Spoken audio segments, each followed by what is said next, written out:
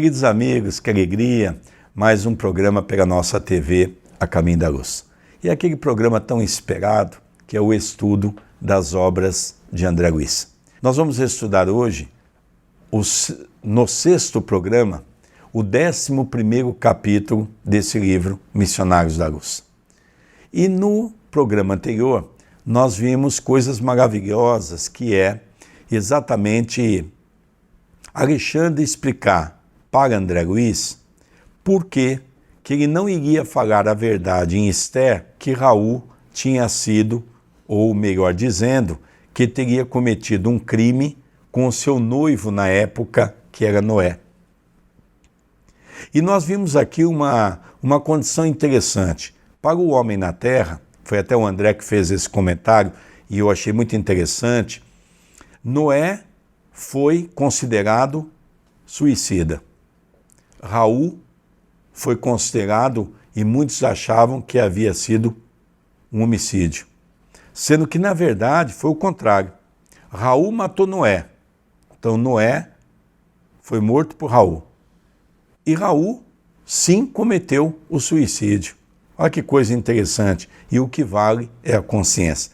Antes de nós darmos continuidade, tudo bem com você, André Luiz? Tudo bem, querido Sérgio, que alegria no programa de hoje estarmos juntos encerrando mais este capítulo. Rogamos a Deus, o nosso Pai, que nos abençoe, que nos envolva, que nos ampare, e gostaríamos de deixar o nosso meio de comunicação. Se você quiser entrar em contato conosco, mandar sua mensagem, a sua dúvida, venha fazer parte da família do WhatsApp da TV A Caminho da Luz. O nosso número é 19 997 78 2794. André, para você começar a ler a mensagem, eu gostaria de deixar para o nosso telespectador uma informação que é de suma importância. Se você está assistindo o programa de hoje como sendo o primeiro, eu pediria para que você fosse no YouTube e assistisse o primeiro, porque este é o sexto programa do capítulo 11.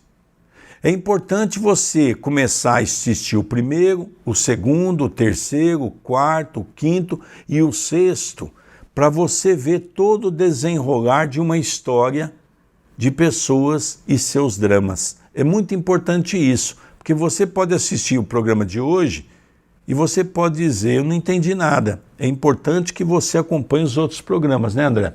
Sem dúvida. Hoje nós estamos vendo o encerramento de um capítulo. Continua a leitura, parado no programa anterior. Registrei a observação. Nesse dia, Alexandre dirigiu-se, em minha companhia, às autoridades do auxílio, pedindo a colaboração de uma das irmãs que funcionavam nas turmas de socorro, para concurso mais eficiente ao coração de Esther.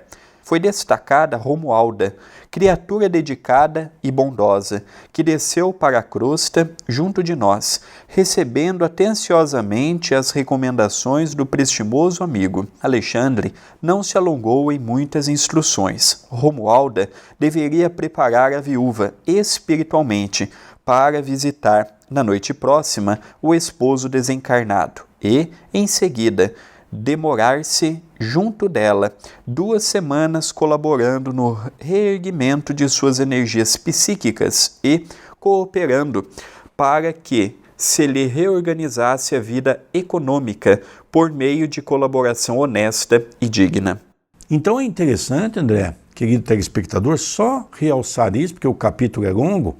Primeiro, a importância da prece, na qual Esther teve uma companhia de Romualda, um espírito que foi dedicado para acompanhá-la, para poder fazer uma preparação quando ele estivesse dormindo, para fazer uma visita a Raul. Esse é um ponto que eu acho que vale a pena a gente relembrar. Então, ela tem esse compromisso. Continuando, era de ver-se o carinho que o dedicado instrutor dedicou a todas as providências em curso. Quase no momento aprazado, para o reencontro dos cônjuges, comparecemos ao Hospital Volante de Socorro Espiritual, onde o instrutor cuidou pessoalmente de todas as medidas. Recomendou a Raul o melhor ânimo, insistindo para que não pronunciasse a menor expressão de queixa e para que se abstivesse de qualquer gesto que pudesse traduzir impaciência ou aflição. Em seguida, mandou velar a chaga aberta e sanguinolenta, muito visível na região dilacerada do organismo perispiritual, para que a esposa não recebesse qualquer impressão de sofrimento. O próprio Raul, admirado pela lição de boas maneiras, atendia satisfeito e reanimado a todas as instruções. André, 2 pontos aqui importantes para a gente não perder o foco. Primeiro, Romualda recebeu uma orientação para ajudar Esther que ela pudesse arrumar um emprego digno.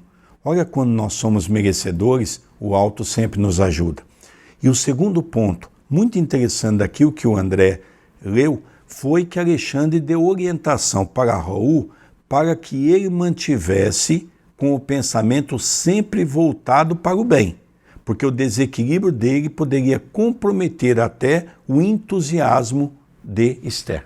Dando continuidade, daí a minutos, Romualda entrou em companhia de Esther, cujo olhar deixava entrever angústia e expectação. Alexandre tomou-a pelo braço e mostrou-lhe o companheiro estendido no leito-alvo. Raul, Raul, gritava a viúva desolada, provisoriamente liberta do corpo carnal, dilacerando meu coração pelo doloroso tom de voz. A comoção dela era extrema. Quis prosseguir e não pôde.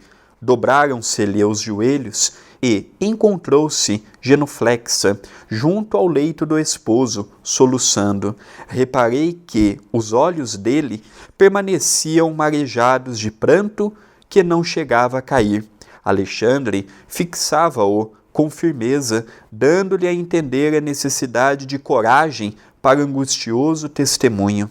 Como a criança, interessada em conhecer as recomendações paternas, o suicida acompanhava os menores gestos do nosso generoso orientador. E porque Alexandre lhe fizera ligeiro sinal, Raul tomou a destra da companheira em lágrimas e falou: Não chores mais, Esther. Tem confiança em Deus, vela pelos nossos filhinhos e ajuda-me com a tua fé.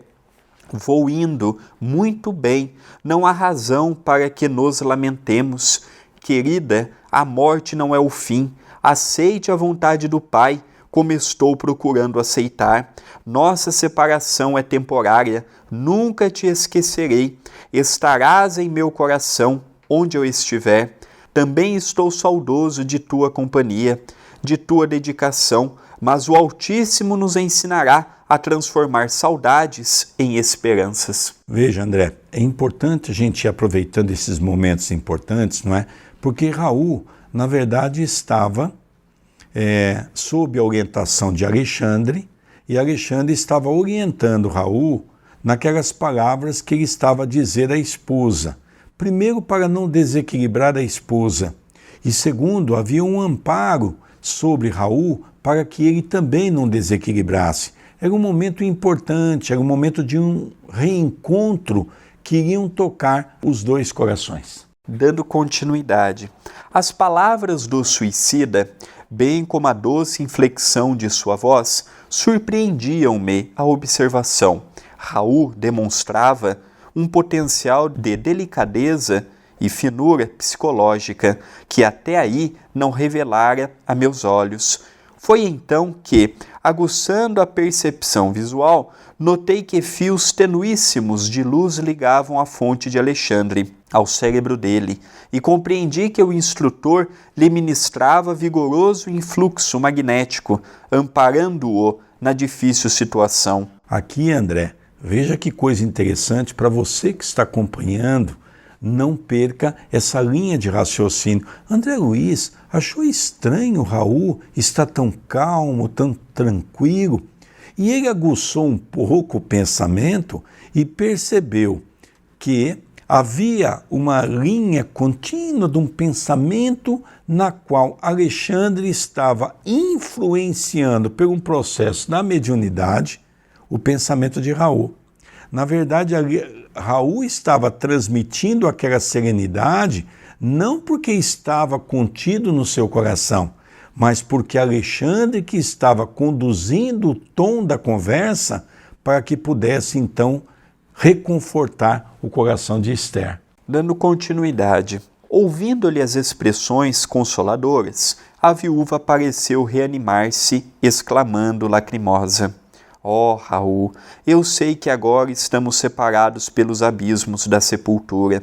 Sei que devo esperar a decisão suprema para unir-me contigo para sempre. Ouve, auxilia-me na terra, na viuvez inesperada e dolorosa.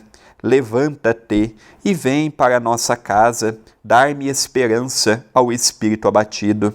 Defende-nos ainda contra os maus. Não me deixes sozinha com os nossos filhinhos, que tanto precisam de ti. Pede a Deus essa graça e vem ajudar-nos até o fim." Embora continuasse estirado no leito, o interpelado afagou-lhe carinhosamente os cabelos e respondeu: "Tem coragem e fé. Lembra-te, Esther, de que existem padecimentos maiores que os nossos, e conforma-te.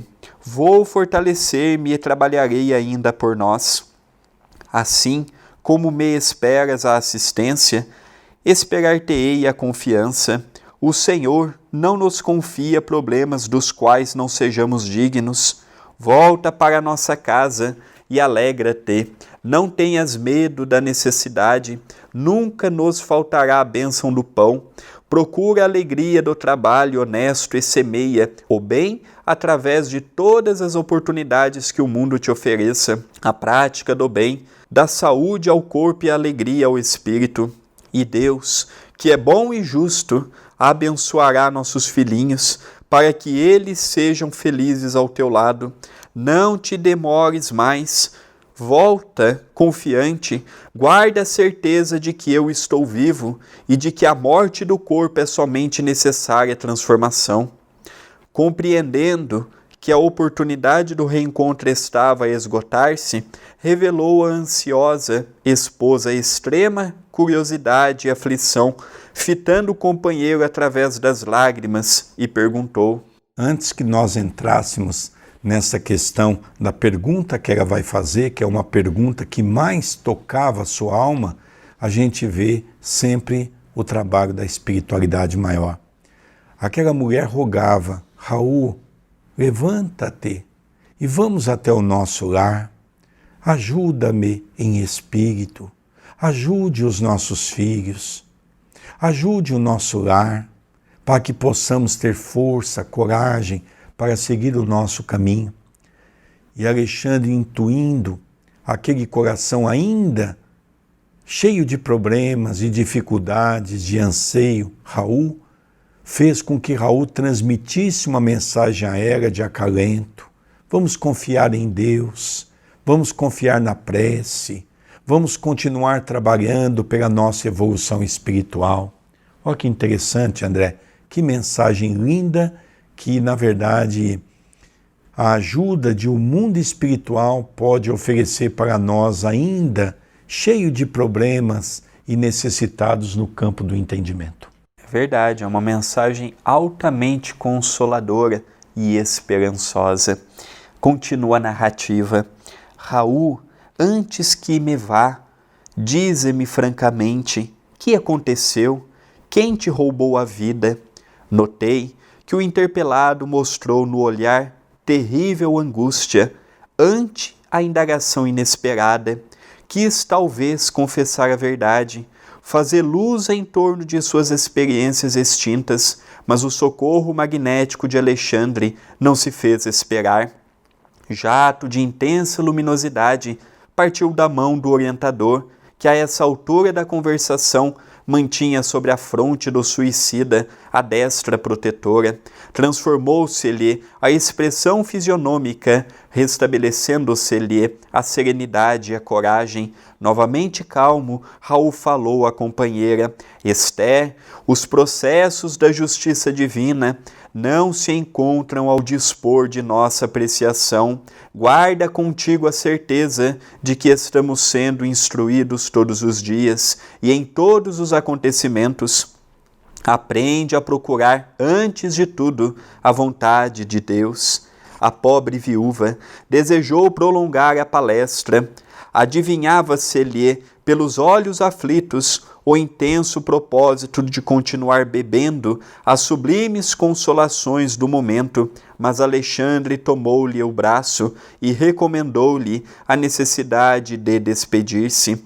A esposa chorosa não relutou, concentrando toda a sua capacidade afetiva nas palavras, disse adeus ao suicida e beijou-lhe as mãos com infinito carinho. Algo distante da organização hospitalar de emergência, confiou-a o instrutor aos cuidados de Romualda e regressou em minha companhia. Olha, André, que interessante, não é? Quando Raul se predispôs a falar a verdade, Alexandre percebeu que naquele momento tudo poderia ir por terra baixa. E ele então colocou a mão na destra, acalmou o coração de Raul, magneticamente fez com que as energias retornassem ao seu coração e ainda pelo processo da mediunidade fez com que Raul pudesse falar de uma maneira branda, sem falar a verdade, mas ao mesmo tempo fazendo uma colocação da importância da vida e de que o ato que ele havia cometido, precisávamos então estudar com calma, com tranquilidade, sem nos afligir, porque o que aconteceu já aconteceu e não há mais uma forma de voltar atrás. Então isso foi muito importante. Percebendo que poderia descambar a conversa, no sentido de os corações manterem-se mais vigorosos no campo das decepções, então Alexandre olha para Romualda, eles pegam no braço da nossa irmã Esther, é hora de retornar para o corpo, porque ela estava dormindo, porque a visita já tinha acabado. Como ela não estava preparada para lidar com toda aquela verdade, a verdade foi prolongada para que ela possa, em momento oportuno, receber a verdade, seja ela vinculada a um corpo físico ou mesmo quando ela vier desencarnar. Tem verdade que ela é prorrogada para num determinado momento, quando ela tiver compreensão e maturidade para entender tudo o que aconteceu. Continuando a leitura, não conseguia ocultar minha enorme admiração por semelhante serviço de assistência. Alexandre percebeu-me o estado da alma e falou comovidamente. Segundo observa, o trabalho de socorro pede muito esforço e devotamento fraterno.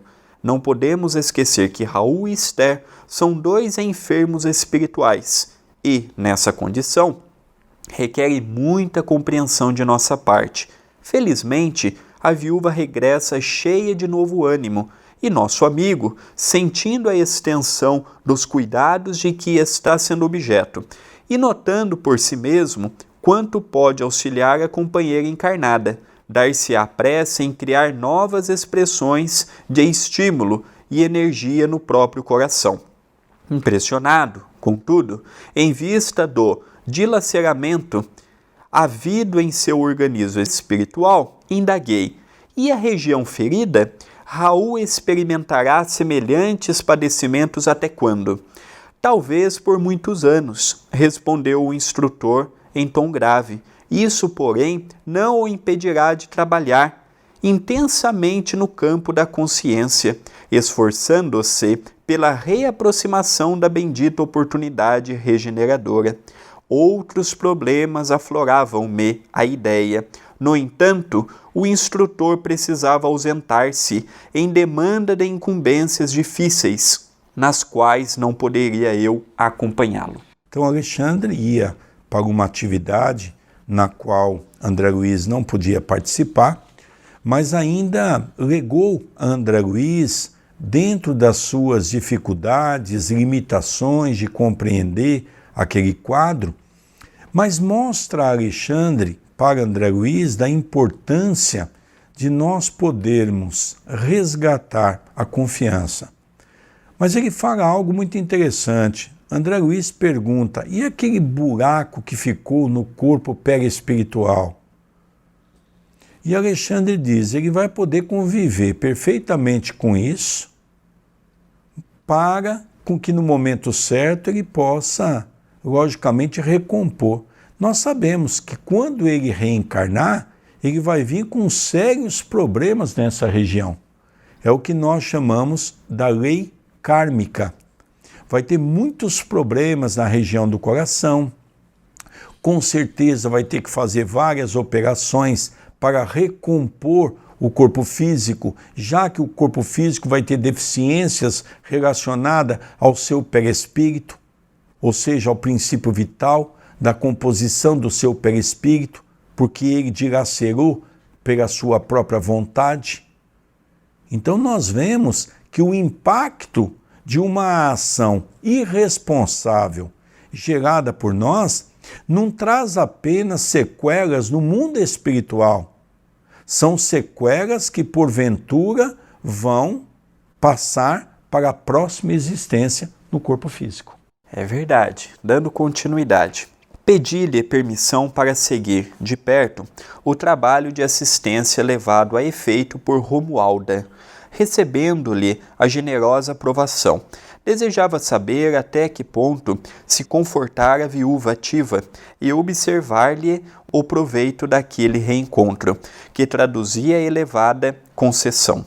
No dia seguinte, voltei ao lar modesto, justamente por ocasião do almoço familiar. Romualda andava aflita. O ambiente interno adquirira novo aspecto. As entidades viciadas não haviam desaparecido totalmente, mas o seu número fora consideravelmente reduzido. Amparando a sua protegida, a irmã auxiliadora recebeu-me com amabilidade. Notificou-me que a viúva amanhecera muito melhor e que ela, Romualda, fizera o possível por manter-lhe a recordação plena do sonho. Como era natural, a pobrezinha não poderia lembrar-se de todas as minúcias. Entretanto, fixara as impressões culminantes, suscetíveis de acordar-lhe a divina esperança e restaurar-lhe o bom ânimo. Recomendou-me verificar por mim mesmo o efeito maravilhoso da providência.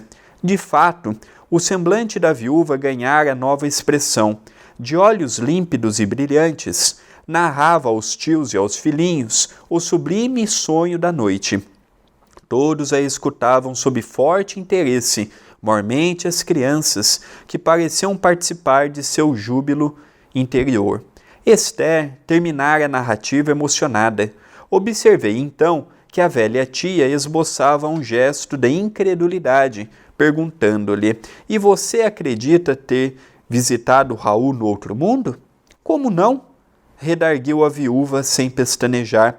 "Tenho ainda a impressão de suas mãos sobre as minhas, e sei que Deus me concede semelhante graça para que eu readquira minhas forças para o trabalho. Despertei hoje profundamente reanimada e feliz. Enfrentarei o caminho com novas esperanças. Esforçar-me-ei e vencerei." Aqui, André, dois aspectos interessantes, né? Isso é o que acontece muito. Tem pessoas que falam para nós assim, eu tive um sonho com aquele familiar desencarnado. E muitas pessoas dizem, não, isso é da sua cabeça. Mas, na verdade, os sonhos dão essa possibilidade de, quando eu saio do corpo físico, através do desdobramento, eu posso sim estar com aqueles espíritos familiares. É uma coisa perfeitamente lúcida. E um outro ponto importante, não é? É que nós vimos nos programas anteriores desse mesmo capítulo que quando André Luiz chegou a primeira vez, ele viu a família almoçando ou tendo uma refeição e ele viu um monte de espíritos ali, não é? Quase que junto ao prato, cheirando, né? Buscando aquelas energias e que não eram obsessores, eram familiares. E agora, quando André Luiz volta, ele percebeu que já tinha menos espíritos nessa área, né, André? Com certeza. Continuando a leitura. Ó, mamãe, como nos consolam as suas palavras. murmurou um dos pequenos de olhos muito vivos. Como desejaria estar com a senhora para ouvir o papai nesse sonho maravilhoso. Nesse instante, o velhinho que se alimentava em silêncio ponderou na qualidade de excelente representante da descrença humana. É interessante notar que, tendo Raul consolado tanto seu coração de mulher, nada tem elucidado sobre o crime que o atirou no sepulcro. Esther, que sentiu a ironia da observação, influenciada pela benfeitora que ali se mantinha, respondeu prontamente: muitas vezes, meu tio, não sabemos ser gratos às bênçãos divinas. Recordo-me desta verdade ao lhe ouvir semelhante raciocínio. Envergonho-me quando me lembro de haver feito interrogação desta natureza ao pobre Raul, abatido e pálido no leito. Basta-me a felicidade de tê-lo visto e ouvido. Em um mundo em que eu não posso compreender agora, tenho a certeza de que o visitei em algum lugar, que nos interessa descobrir criminosos quando não podemos levar-lhe o corpo físico. Em nossa preocupação de punir culpados, sem dar conta de nossas próprias culpas, iremos ao absurdo de desejar ser mais justo que o próprio Deus? É interessante, André. 2 pontos rápidos para nós irmos para o encerramento da leitura e do programa também. O primeiro é o tio. Todos nós somos assim. Quando ela estava ali, no momento da felicidade, ter encontrado com ele, vem o tio e diz assim: mas que interessante, ele te traz uma mensagem de otimismo na condição da mulher, mas não teve esse mesmo pensamento antes de tirar a sua própria vida. E ela foi responder, mas Romualda percebeu que ela poderia se desequilibrar e envolve ela com tanto amor, então começa a inspirar em palavras edificantes, não apenas para os tios, mas também para com os filhos. É a mediunidade, André. Se nós olharmos aqui a importância da mediunidade, o quanto nós podemos ser auxiliados pelo plano espiritual, desde que nós tenhamos a certeza do poder da oração. Continua a narrativa. Calou-se o tio, pensativo, e observei que as crianças sentiam imensa alegria pela resposta maternal. O coração de Esther penetrara a zona lúcida e sublime da fé viva, absorvendo paz, alegria e esperança a caminho de uma vida nova. Ao me despedir, felicitei Romualda pelo seu nobre trabalho. A generosa servidora pôs-me a par de seu projeto de serviço.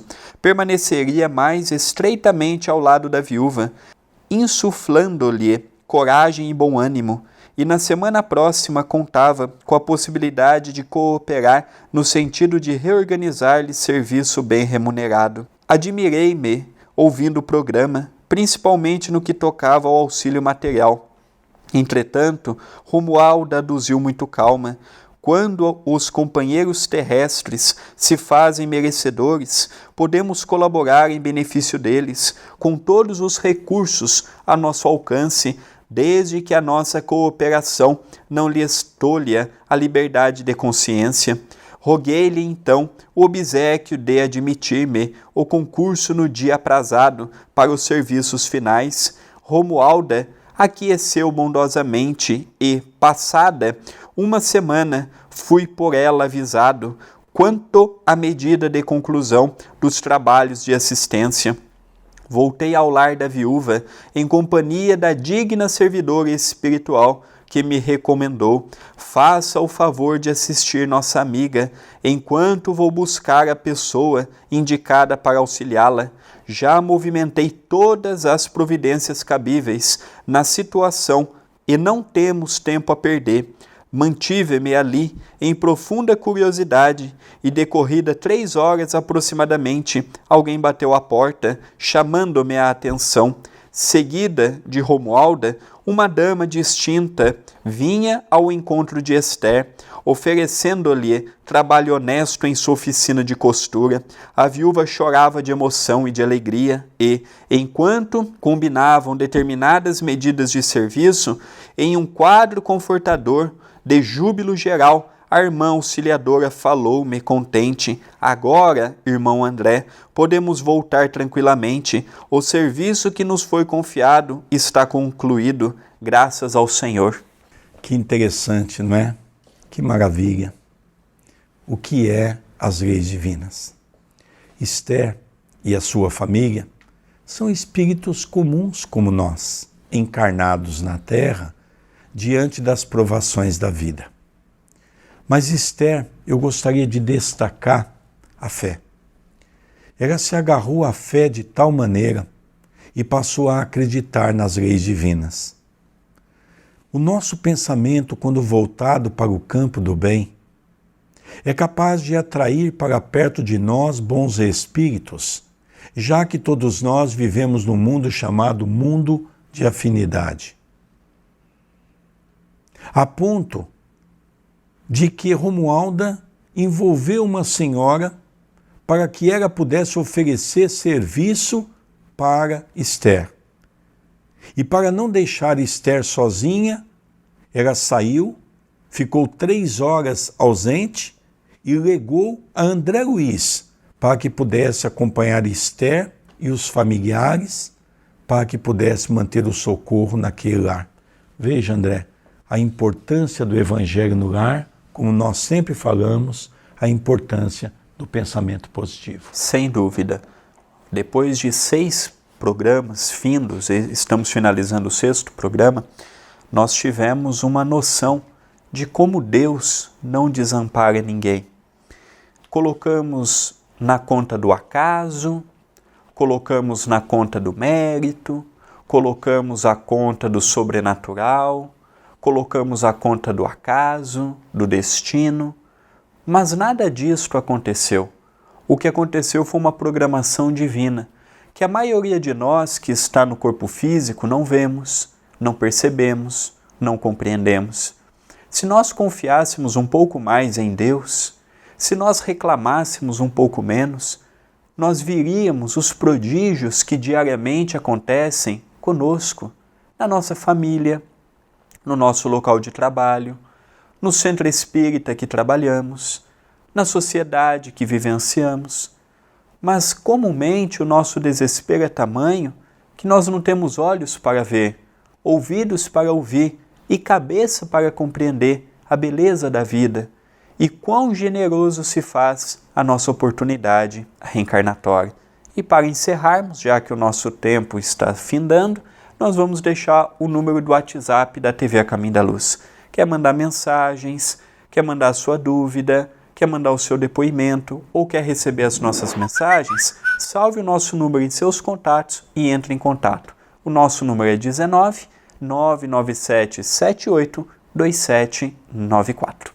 Queridos amigos, como foi bom participar desse programa, do encerramento do 11º capítulo do livro Missionários da Luz. Que maravilha podermos aprender um pouco mais com André Luiz. A nossa gratidão a você que está conosco com a sua audiência. Um beijo carinhoso no seu coração e que possamos ter sempre força e coragem para levar essa mensagem de amor, de paz e alegria até você. Muita paz a todos nós. Muita paz em seu coração e até o próximo programa.